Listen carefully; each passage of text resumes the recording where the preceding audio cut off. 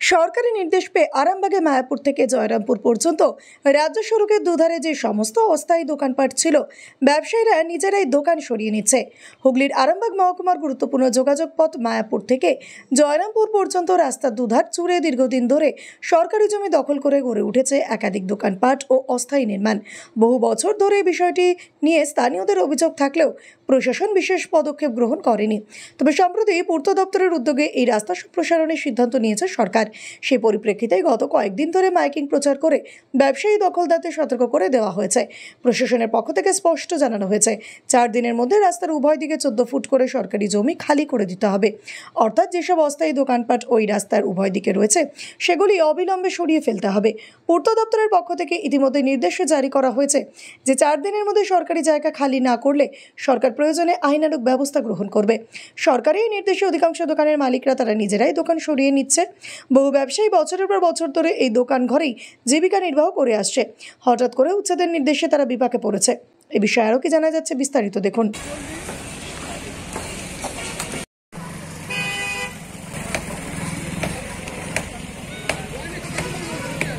আমার ওই লাইনটা একটু দেখে নাও।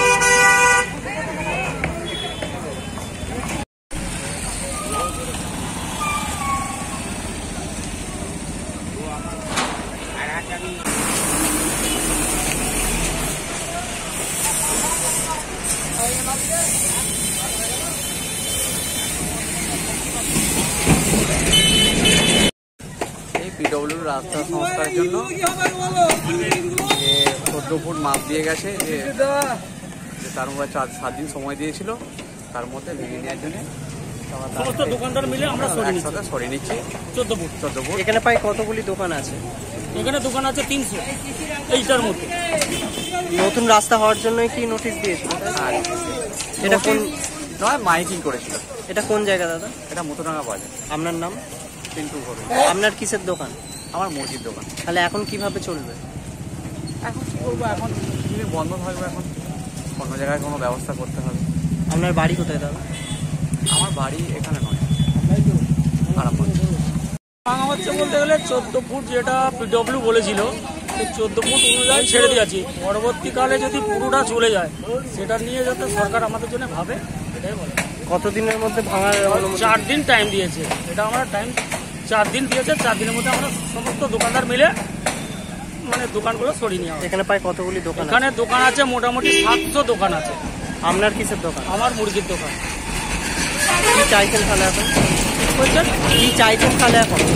পরবর্তীকালে পুরোটা উচ্ছেদ হয়ে গেলে সেটা আমরা চাইবো সরকারের কাছে, যাতে আমাদের পরবর্তীতে যেন করে দেয়। আপনার নাম দাদা? আমার নাম শেখ শরীফ। দোকান ভাঙা পিডব্লিউডির ঘোষণা অনুযায়ী 14 ফুট করে যে সরকারি জায়গা রয়েছে সেই জায়গাগুলো খালি করে দেওয়ার জন্য ঘোষণা করেছে পিডব্লিউডি। দীর্ঘদিন ধরে রাস্তার বেহাল দশা, সে নিয়ে আমরা অর্থাৎ ইন্ডিয়ান সেকুলার ফ্রন্ট লাগাতার 3 বছর আমরা আন্দোলন করেছি, পিডব্লিউডির দৃষ্টি আকর্ষণ করার চেষ্টা করেছি। আপনারা জানেন কিছুদিন আগে মায়াপুরে একটা মর্মান্তিক পথ দুর্ঘটনায় একটা শিশু এবং তার দিদা প্রাণ হারিয়েছে। সেই দিনে আমরা মুথোডাঙ্গা বাজারে প্রোটেস্ট করেছিলাম, পথ অবরোধ করেছিলাম এবং চরম হুঁশিয়ারি দিয়েছিলাম পিডব্লিউডিকে, যদি দ্রুত রাস্তা সম্প্রসারণ না করা হয় তাহলে আমরা আগামী দিনে বৃহত্তর কর্মসূচি নেব। সেই জায়গা থেকে দাঁড়িয়ে পিডব্লিউডি দ্রুত কাজ শুরু করেছে। সামনেই দুর্গোৎসব রয়েছে, সেই প্রাককালে দাঁড়িয়ে যেভাবে তোড়জোড় সহ কাজ চলছে, আমরা ধন্যবাদ জ্ঞাপন করছি এবং সাধারণ মানুষকেও এই কাজে পিডব্লিউডির সহযোগিতার জন্য আবেদন করব, যাতে করে দ্রুত দোকানপাটগুলোকে সরিয়ে নিয়ে রাস্তাকে ক্লিয়ার করে দেওয়া হয়, মানুষের যাতায়াতের উপযোগী করে তোলা যায়। এখানে প্রায় কতগুলি দোকান ভাঙা আছে?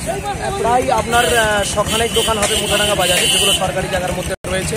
সেগুলো অনেকটা দোকান পুরোপুরি যাচ্ছে না, যাদের লম্বা দোকান রয়েছে 14 ফুট নেওয়ার পরেও অনেকের দোকান থেকে যাচ্ছে, তো তারা সেখানে বসে ব্যবসা করতে পারবে। তবে আগামীতে যে সমস্ত ব্যবসাদাররা যদি আরও 14 ফুটের পরে নেওয়া হয়, যে সমস্ত ব্যবসাদাররা তাদের কর্ম হারাবে, এমনিতেও বাংলায় কর্ম নেই, যেগুলো মানুষ মাথা গোঁজা ঠাঁই করে একটা করে কাজ করে খাচ্ছিল ছোটোখাটো দোকান চালিয়ে, তাদের যদি দোকান পুরোপুরি বিচ্ছেদ হয়ে যায়, সরকারের কাছে আবেদন থাকবে তাদেরকে পুনরায় কোথাও যদি দেওয়া যায় কোনো ঘাসের জায়গাতে বসে, বা সরকার যদি কোনো পরিকল্পনা তাদের জন্য নেয় বা নেওয়া উচিত, যেভাবে মানুষের দোকান বিচ্ছেদ হয়ে যাবে, সেই জায়গা থেকে দাঁড়িয়ে এদের জন্য ভাবনা চিন্তা করার জন্য সরকারের কাছে আবেদন। আপনার পরিচয়? শেখ সাদ্দাম হোসেন, যুগ্ম সম্পাদক, আইএসএফ হুগলি জেলা।